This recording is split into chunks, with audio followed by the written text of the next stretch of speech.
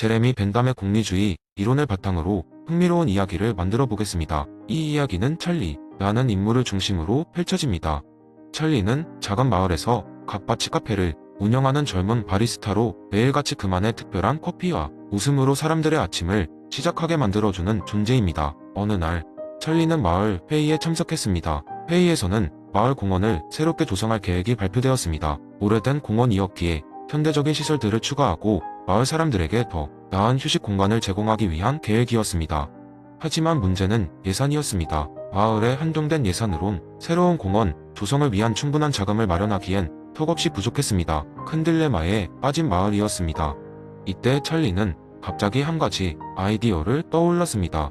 그동안 자신이 갈고 닦아온 제레미 벤담의 공리주의 철학을 바탕으로 한 기발한 아이디어였죠. 모든 사람에게 최대의 행복을 줄 방법이 없는가? 라고 대답을 찾는 찰리는 커피 판매 수익금을 기부하기로 결심했습니다.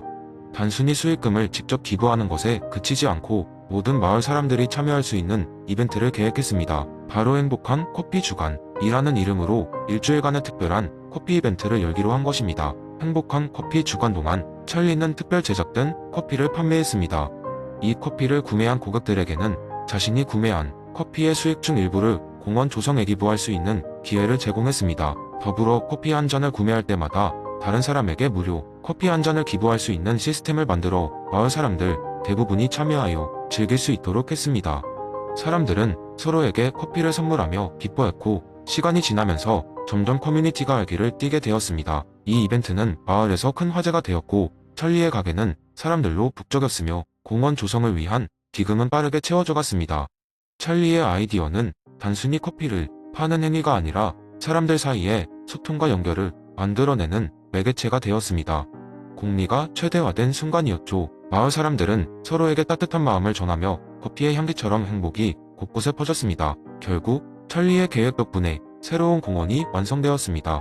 마을 사람들은 쾌적하고 멋진 휴식 공간을 마련할 수 있었고 이는 더 많은 사람들이 마을을 방문하게 만들었습니다. 이로 인해 마을의 경제도 활성화되었고 모든 사람들이 그 혜택을 공유하게 되었습니다. 이 이야기는 단지 커피와 한 사람의 참신한 아이디어로 시작되었지만 제레미 벤담의 공리주의가 어떻게 현실에서 구현될 수 있는지를 보여주는 사례가 되었습니다. 결국 찰리는 마을에서 영웅이 되었고 그의 카페는 그 이후로도 행복과 쾌락,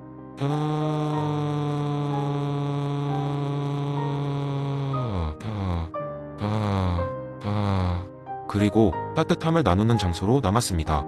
최대 다수의 최대 행복을 추구하는 공리주의는 이렇게 일상 속에서도 우리에게 큰 의미를 남길 수 있음을 보여주었습니다. 두 번째 이야기, 어느 날 작은 마을에 살고 있는 존이라는 이름의 용감한 모험가가 있었습니다. 존은 항상 인과관계에 대한 깊은 관심을 가지고 있었고 특히 데이비드 휴메의 이론에 매료되어 있었습니다. 그는 휴메인과 관계에 대한 회의주의 이론이 자신의 일상에 어떻게 적용되는지 궁금해졌습니다. 어느 더운 여름날 존은 정원에서 낡은 나무 벤치에 앉아 레모네이드를 마시며 깊은 생각에 잠겼습니다. 그때 그의 고양이 미스티가 나무 위에서 뛰어내려 그의 옆에 자리 잡았습니다. 그 순간 쾅 하는 소리와 함께 머리 위에서 나뭇가지가 떨어졌습니다. 존은 깜짝 놀라 주위를 둘러보며 생각했습니다. 미스티가 나무에서 뛰어내리면서 그 충격으로 가지가 떨어진 것일까?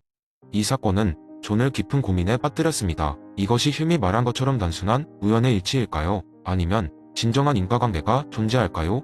그는 이 사건을 마을 사람들에게 재미있게 전달하기로 결심했습니다. 존은 마을 중앙 광장에 있는 커다란 나무 아래에 서서 주민들을 불러 모았습니다. 사람들이 모이자 그는 이야기를 시작했습니다. 친구들, 오늘 나는 조금 전 정원에서 벌어진 놀라운 사건에 대해 이야기하고 싶습니다. 나의 귀여운 고양이 미스티가 나무에서 뛰어내렸을 때 그 충격으로 나뭇가지가 떨어졌답니다. 하지만 휴미 말했듯이 우리가 진정한 인과관계를 관찰할 수 있는 걸까요? 아니면 단순한 우연의 일치일까요? 마을 사람들은 흥미롭게 그의 말을 들으며 의견을 나누기 시작했습니다. 한 농부가 물었습니다. 존, 이렇게 생각해보면 어때요? 나는 매일 아침 해가 뜨면 닭이 울면서 새벽을 알립니다. 그렇다면 해가 닭소리에 맞춰 뜨는 건가요? 아니면 반대인가요? 존은 웃으며 대답했습니다. 바로 그것이 휴미 우리가 질문해야 한다고 말하는 부분입니다. 우리가 익숙하게 여기는 많은 것들이 단순히 우리의 경험을 바탕으로 한 것일 뿐 절대적 진리로 받아들여서는 안 된다는 것이죠.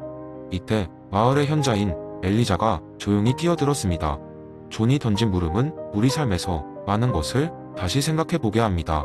우리가 경험하는 사건들이란 결국 우리의 마음속에서 만들어지는 인과적 추론일지도 모르지요. 하지만 중요한 것은 우리가 이러한 불확실성 속에서도 어떻게 현명한 선택을 해 나가느냐겠지요.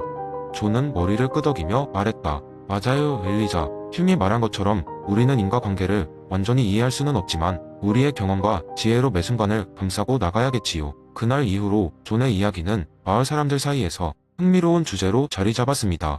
마을 사람들은 일상 속의 사건들을 보면서 인과 관계에 대해 새롭게 의문을 품게 되었고, 그런 과정 속에서 각자의 지혜와 경험을 공유하며 더욱 가까워졌습니다. 존은 힘의 이론을 통해 마을 사람들에게 새로운 시각을 제공하게 된 것에 뿌듯함을 느꼈습니다. 결국 그러한 고민과 대화가 그들 모두를 더 깊고 넓은 이해로 이끌어 주었으니까요. 세 번째 이야기. 옛날 어느 마을에 토마스라는 이름의 철학자 겸 마을 현자가 살고 있었습니다. 토마스는 이론을 통해 마을 사람들에게 중요한 교훈을 전달하는 것을 좋아했죠. 어느 날 그는 마을 광장에 서서 이렇게 외쳤습니다. 사랑하는 이웃 여러분, 우리는 자연법을 이해해야 합니다. 자연법은 우리 내면에 깊이 새겨진 도덕의 나침반과도 같습니다. 이것은 우리가 스스로 올바른 길을 선택하는 데 도움을 줍니다. 마을 사람들은 토마스의 말에 귀를 기울였고, 중년의 농부 한 명이 손을 들고 물었습니다. 토마스, 그렇다면 우리는 왜 때때로 잘못된 선택을 하게 되는 걸까요?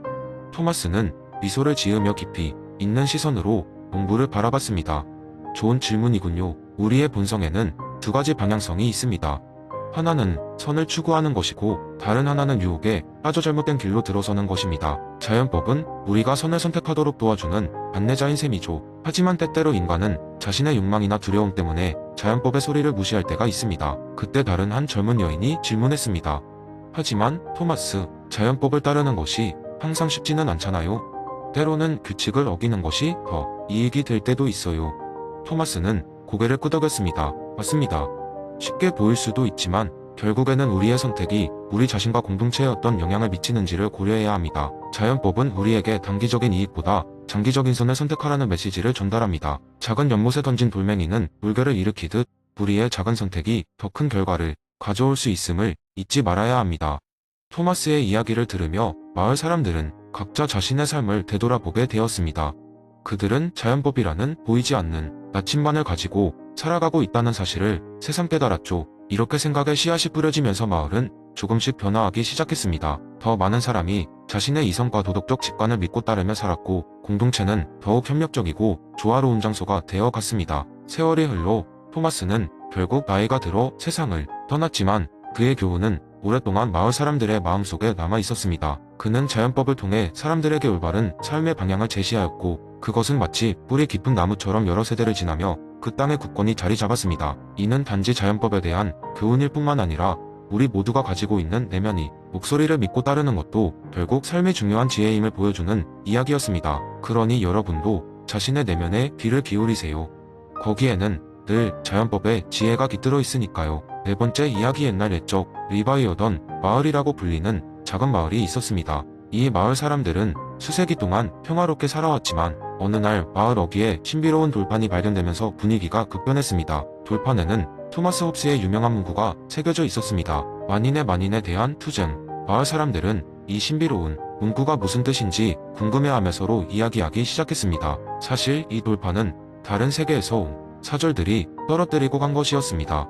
이 사절들은 인간 세계의 사회계약론, 실험을 통해 그들의 세계에서도 평화를 이룰 수 있는 지혜를 얻고자 했습니다. 마을 사람들은 돌판을 중심으로 모욕의 의미를 논의하기 시작했고, 얼마 지나지 않아 자연스레 대논쟁이 벌어졌습니다. 마을의 소심한 농부 존슨 씨는 말했다. 이 문구는 우리의 운명을 암시하는 것 같습니다.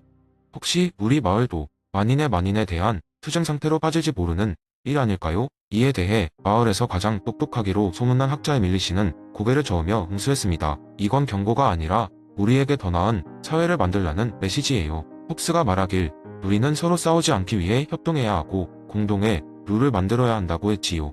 그 순간 재치 있는 장난꾼 톰슨이 말을 끼어들었습니다. 좋아요. 그러면 우리 모두 계약을 맺어볼까요?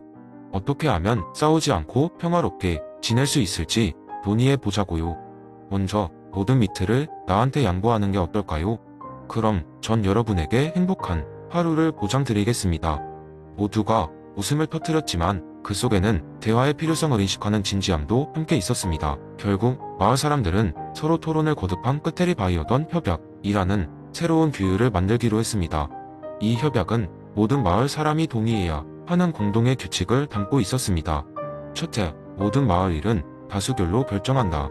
둘째, 각 개인의 의견은 존중되며 무시하지 않는다. 셋째, 마을 일을 권위적으로 결정할 평화의장을 매년 선출한다. 흥미롭게도 이 평화의장의 자리는 톰슨이 차지하게 되었는데 그의 유머 감각과 중재 능력이 사람들을 이끌기에 딱 맞았기 때문이었습니다. 그는 가끔 농담을 던져 마을 회의를 재미있고 유쾌하게 만드는 재주가 있었고 마을 사람들 간의 작은 갈등도 재치 있게 해결해내곤 했지요. 이렇게 리바이어던 마을은 점차 안정과 질서를 찾았고 사람들은 서로를 더 잘 이해하고 협력하게 되었습니다. 외부에서 온 사절들은 이 성공적인 사회계약 실험에 대해 매료되었고 그들의 세계로 돌아가 이 이야기를 전달했습니다. 결국 홉스의 이론을 통해 탄생한 리바이어던 협약은 이 마을의 사람들에게 자연 상태의 혼란 대신 협력을 통한 평화의 가치를 심어준 셈이었습니다. 이 이야기는 사람들이 스스로 규칙을 만들고 자신의 권리를 양도함으로써 질서와 안정을 찾을 수 있음을 보여주는 하나의 즐거운 썰로 오랜 세월 동안 전해졌습니다.